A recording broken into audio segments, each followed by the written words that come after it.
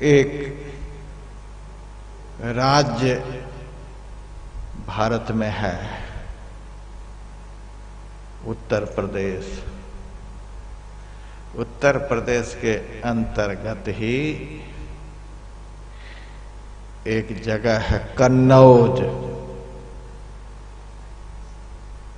वहां पर एक ब्राह्मण रहता था। उस ब्राह्मण का नाम था अजामिल। माता पिता का बहुत बड़ा भक्त था। एक दिन पिता ने आदेश दिया, बेटा जाओ जंगल से हवन के लिए लकड़ी ले आओ। लकड़ी लेने के लिए जंगल गए, लकड़ी तोड़ करके गट्ठर बना लिए और वापस आने लगे। तो रास्ते में उन्होंने देखा कि एक वेश्या का घर है।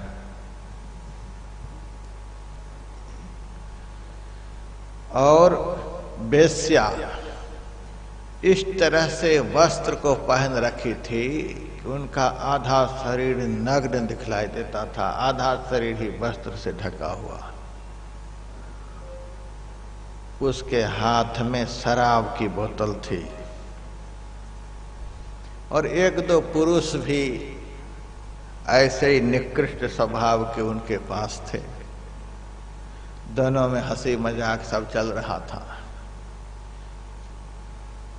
दृश्य का प्रभाव मन के ऊपर पड़ता है। अभी आप लोग यहाँ साधु महात्माओं को देख रहे हैं, भगवान के चित्र को देख रहे हैं। इस दृश्य का ऐसा प्रभाव है कि आप लोग शांति से बैठे हैं। ऐसी जगह पर यदि कोई हीरोइन वगैरह हीरो वगैरह के चित्र लगा दिए होते तो आप लोगों का मन अब तक में चंचल हो गया होता। दृश्य का प्रभाव मनुष्य के मन पर पड़ता है। बहुत निकृष्ट दृश्य की ओर अजामिल की दृष्टि गई। वेश्या को देखा, वेश्या के पास रहने वाले व्यभिचारी पुरुष को देखा। उस दृश्य को देखते ही मन मलिन हो गया। अब वह माथे पर का गट्ठर नीचे रख दिया और वेश्या की तरफ जाने लगा। फिर थोड़ा रुक गया। हाँ, हमारा घर तो ब्राह्मण के यहाँ है, हमारा जन्म ब्राह्मण के घर में हुआ है। हम तो माता पिता के भक्त हैं, पिताजी के लिए हवन की लकड़ी लेकर के जा रहे हैं।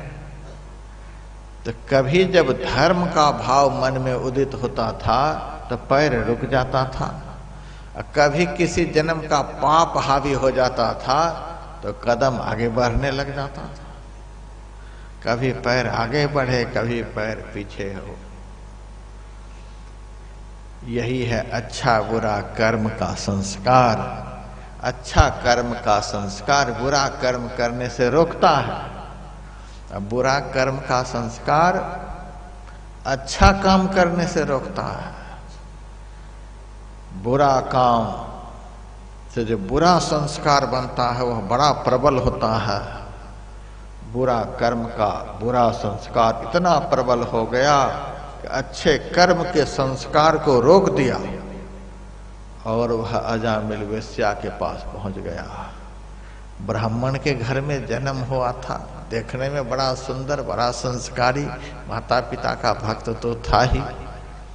उस संस्कारी पुरुष को जैसे ही वेश्या देखती है वैसे ही पहले से जो निकृष्ट लोग उनके सामने थे सबको ढकेल दिया, हटो तुम लोग।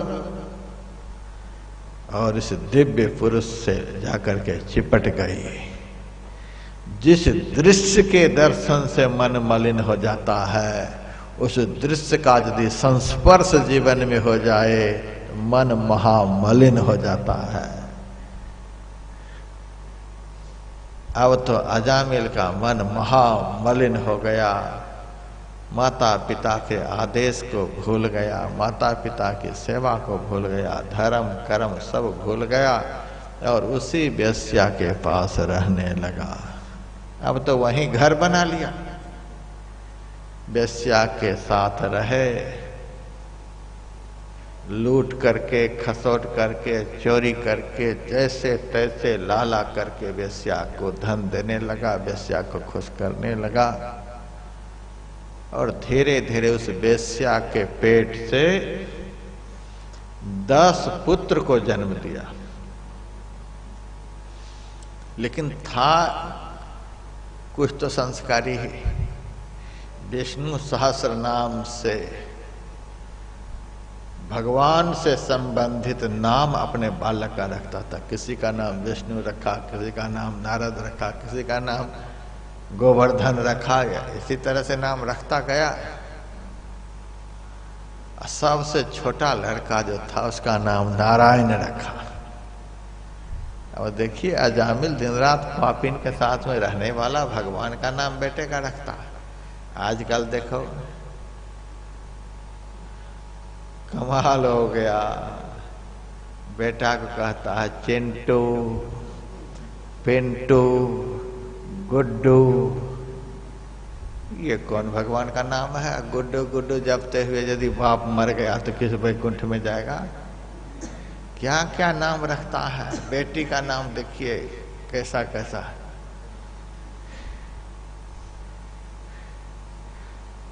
मेरे से बहुत लोग नाम पूछते हैं, हम तो विष्णु सहस्र नाम, शिव सहस्र नाम निकालते हैं, भगवान से संबंधित कोई नाम रखते हैं। बेटी के लिए नाम पूछते हैं तो गायत्री सहस्र नाम, गंगा सहस्र नाम, यमुना जी का सहस्र नाम निकालते हैं और उनमें से एक नाम रख देते हैं कि मरते वक्त भी नाम मुंह से निकल जाए तो कल्याण हो जाएगा। कुछ से कुछ, कुछ से कुछ। महाराज छोटा नाम रखो, सबसे छोटा नाम। तो वह चाहता है कि महात्मा जी गुड्डू बोल जाए, लेकिन महात्मा से ज्यादा कौन जान सकता है? दुनिया का ज्ञान जहां खत्म हो जाता है वहां से तो महात्मा का ज्ञान शुरू होता है। सबसे छोटा चाहते हो। ओमेत्येकाक्षरम ब्रह्मा व्याहरण मामनुस्मरण, गीता में लिखा हुआ है। एक अक्षर से भी छोटा कोई नाम हो सकता है। इतना दिमाग कमजोर हो गया है कि 2-4-5 अक्षर का नाम तुम नहीं याद रख सकते तो ओम रखो नाम। ओमित्येकाक्षरम ब्रह्मा, एक अक्षर का ओम बोलो बेटा। इससे भी छोटा नाम होना चाहिए ओम। यदि कहो कि महाराज कुछ बढ़ा दो तो 2 अक्षर का राम रखो, 2.5 अक्षर का कृष्ण रखो, गुरु रखो। एक से एक नाम है भगवान का, 2 अक्षर का, 1 अक्षर का, 3 अक्षर का, 12 अक्षर का, 24 अक्षर का, 16 अक्षर का। तब भी आदमी बड़ा रखना चाहो तो बड़ा नाम भी है, छोटा रखना चाहो तो छोटा नाम भी है, सबसे छोटा रखना चाहो तो 1 अक्षर का भी नाम है। तो अभी चिंटू तो पिंटू, अंग्रेज के कुत्ते का नाम, ये सब था जो आज लोग अपने बच्चे का नाम रख रहे हैं। वेश्या के साथ में रहने वाला व्यभिचारी अजामिल अपने बेटे का नाम नारायण रखा, 4 अक्षर का नाम बोलता था। और आज के धर्मात्मा कहने वाले अपने बेटा बेटी का नाम क्या से क्या रखता है। आज की कथा सुन करके कान पकड़ लो, यदि नाम रखे भी हो तो यहां से जाकर नाम बदल लेना। कुछ से कुछ, कुछ से कुछ। माता पिता का स्वभाव होता है या तो बड़ा बेटा से ज्यादा प्रेम करेगा या तो छोटा से। बड़ा बेटा यदि को बढ़िया नौकरी कर रहा है, काम धंधा कर रहा है, सेवा कर रहा है तो बड़ा से ज्यादा प्रेम करता है। अब बुढ़ापे में यदि एक ठो हो गया बेटा तो उससे ज्यादा प्रेम करेगा, या तो बड़ा से या छोटा से। बीच वाले बेटे तो ऐसे घिसते रहते हैं। तो अजामिल को छोटा बेटा से बड़ा प्रेम था। उसका नाम नारायण। खाए तो उनको अपने साथ में बिठा करके, सोए तो उनको बगल में लेकर के, हंसे तो उनको पास में बिठा करके, दिन रात उस बेटे से इतना प्रेम हो गया था कि कहा नहीं जा सकता है। बेस्या के साथ में रहते रहते, बेटे के साथ लाड़ प्यार करते करते उनके जीवन के 88 वर्ष पूरे हो गए। अत्यंत वृद्धावस्था आ गई। एक दिन चारपाई पर लेटा हुआ था और उनका बेटा नारायण सामने खेल रहा था, देख रहा था अजामिल। उसी वक्त जैसे चूहा के विवर में सांप घुस जाता है, उसी तरह से उसको लेने के लिए जमदूत आ गया, भीतर घुसने लगा उनके प्राण को निकालने के लिए। जमदूत का दर्शन सब नहीं करता है। आ जाएगा यहाँ पर, लेकिन सब नहीं देखेगा। जिनको लेने के लिए आया है वही केवल देखेगा। सब देख लेगा फिर तो लड़ाई शुरू हो जाएगी। मेरे बाप को लेने के लिए आया, ऐसे थोड़े ले जाने देंगे, लड़ाई हो जाएगी। जमदूत नहीं चाहता है कि सारे जीवन तो एक बुढ़ा लड़ाई है, मरते समय भी लड़ाई छेड़ेगा, सो वो ठीक नहीं। तो आराम से लेकर के जाऊं, किसी को पता नहीं चले। एक तो अंधेरी कोठरी, तामे दिया न बाती हो, बहिया पकड़ जम ले चले, कोई संग न साथी हो। आ जाता है, आ गया, दो मिल करके आया। टेढ़ा मेढ़ा काला कलूटा शरीर है, रोंगटे खड़े हैं, बड़े भयंकर दाढ़े हैं, हाथ में मुगदर है, तलवार है, पास है, फरसा है, बड़ा विकराल रूप है। देखते ही तो अजामिल का होश उड़ गया। ऐसा रूप यमदूत का होता है कि देखते ही सारे होश उड़ जाएंगे। देखते हैं मरने के समय लोगों का पसीना उतरने लग जाता है, आंख से आंसू निकलने लग जाती है, लेकिन बोल नहीं पाता है कुछ। बात जरूर है, बात यही है कि जमदूत सामने खड़ा है, दूसरे को नहीं दिखलाई देता है, जिसको लेने के लिए आता है वही केवल देखता है। उसके डर के मारे पसीना से तरबतर हो जाता है, आंख से आंसू निकलने लग जाती है, आकुल व्याकुल हो जाता है। हाय अब क्या होगा। मकान सामने खड़ा है, लड़के बच्चे सब हैं, उनको लगता है कि मेरी ही तरह सब देखते होंगे, लेकिन सब नहीं देखता है। उनको लगता है सब खड़े हैं, लेकिन बोलते तो कोई नहीं कुछ। इस पापी यमदूत से कोई बचाने के लिए सामने आता नहीं। इसी बेटे के लिए, इसी परिवार के लिए मैंने सब कुछ किया था। आज जब यमदूत आकर के खड़ा है तो सब किनारे हो गया है। जोरू कौन खसम है किसका, कौन किसी के नाते हैं, आया जम जब दिया नगारा, साफ अलग हो जाते हैं, सब किनारे हो जाते हैं, कोई बचाने वाला नहीं। उस समय अजामिल सामने देख रहा, मेरा बेटा नारायण खेल रहा है। पता नहीं किस जन्म का पुण्य उनका फलित हुआ कि जोर से उनके मुंह से एक बार निकल गया, नारायण। पुकार तो रहा था बेटा को कि बेटा तुमसे मैंने बहुत प्यार किया, 9 बेटे से तो ऐसे तैसे, लेकिन तुमसे तो इतना प्यार किया, कम से कम तुम तो आ जाओ। बहुत जोर से पुकार लगाई। उस पुकार को बेटा तो नहीं सुना, अंतकाल की पुकार को बेटा तो नहीं सुना, लेकिन जिसका वह नाम है उसने सुन लिया। नारायण जिनका नाम है, उस मालिक ने उस पुकार को सुन लिया और उन्होंने तुरंत अपने 2 दूतों को भेजा। पापी को लेने के लिए यमदूत आता है, पुण्यात्मा को लेने के लिए देवदूत आता है। यमदूत जब आता है तो वातावरण अंधकारमय हो जाता है, कुछ नहीं सोचता है। जब देवदूत आते हैं सारा अंधकार समाप्त हो जाता है, उजेला ही उजेला हो जाता है। दोनों यमदूत उनके भीतर घुस गए थे, उनके स्थूल शरीर से सूक्ष्म शरीर को निकालने के लिए खींचने लग गए थे। उसी वक्त देवदूत आए और गंभीर वाणी करते हुए, अरे दुष्ट, धर्म के क्षेत्र में अधर्म कैसे घुस गया? तुम कैसे घुस गए इनके भीतर में? जल्दी से बाहर निकलो, नहीं तो देख लो सुदर्शन चक्र है हमारे हाथ में, सिर काट लेंगे। यमदूत तो डर गया, अजामिल को छोड़ करके अंदर से बाहर निकला। क्या बात है?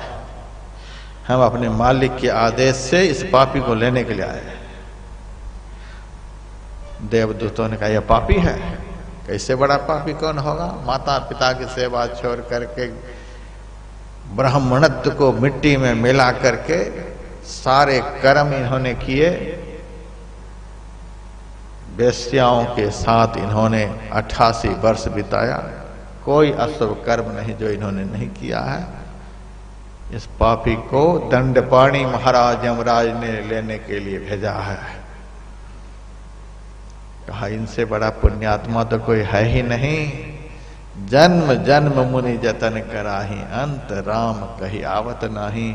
जन्म जन्म तक लोग भगवान का नाम लेते हैं, फिर भी अंत काल में इतना दुख होता है कि भगवान के नाम को भूल जाते। और इन्होंने तो मरते समय भगवान का नाम लिया है। इनको तुम पापी कह रहे हो? क्या भगवान का नाम लिया था कि बेटा का नाम लिया था? तो बेटा को पुकार रहा था। देवदूतों ने कहा भाव कुभाव अनख आलस हो, नाम जपत मंगल दिशि दस हो। भगवान के नाम को भाव से लो, कुभाव से लो, आलस्य से लो, क्रोध से लो, किसी भी तरह से लो, मंगल ही मंगल होगा।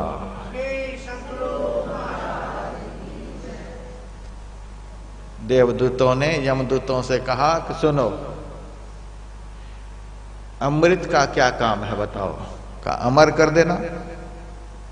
अमृत पीने से आदमी अमर हो जाता है। कहा हाँ। गाली बकता हुआ कोई अमृत पी जाएगा तो वह अमर होगा कि नहीं होगा? तो जरूर हो जाएगा। निंदा चुगली करता हुआ अमृत पी जाएगा तो अमर होगा कि नहीं होगा? कहा जरूर होगा। किसी भी तरह से अमृत पी जाएगा तो अमर होगा कि नहीं होगा? अवश्य होगा। उसी तरह से किसी भी भाव से इनके मुंह से भगवान का नाम निकला हो, इसका अब कल्याण होकर के रहेगा, इसका उद्धार होकर के रहेगा। जल्दी से यहां से भाग जाओ। यमदूतों को भगाया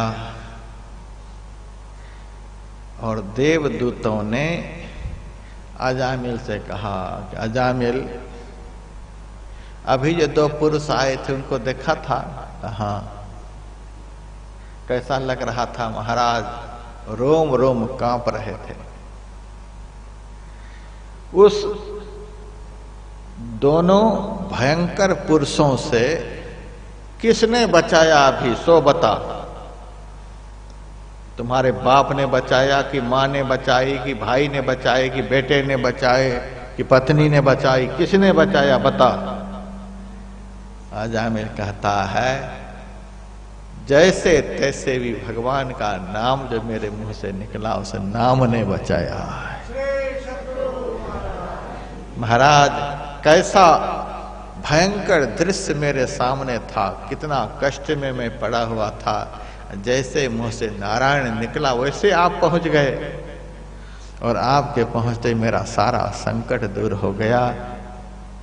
तो देवदूतों ने कहा भगवान के जिस नाम ने इस महासंकट से तुम्हें बचा लिया, अरे पापी, इस नाम को छोड़ करके मुंह से क्या क्या बोल रहा है? इस मुंह से तो उस पावन नाम का दिन रात स्मरण करते रहो, जिस नाम ने एक ही बार में अजामिल का उद्धार कर दिया। उस नाम को यदि होठों पर कोई रखे तो उनका जीवन परम मंगलमय हो जाएगा। यही है पाप शोधन का उपाय, यही है नरक से बचने का उपाय।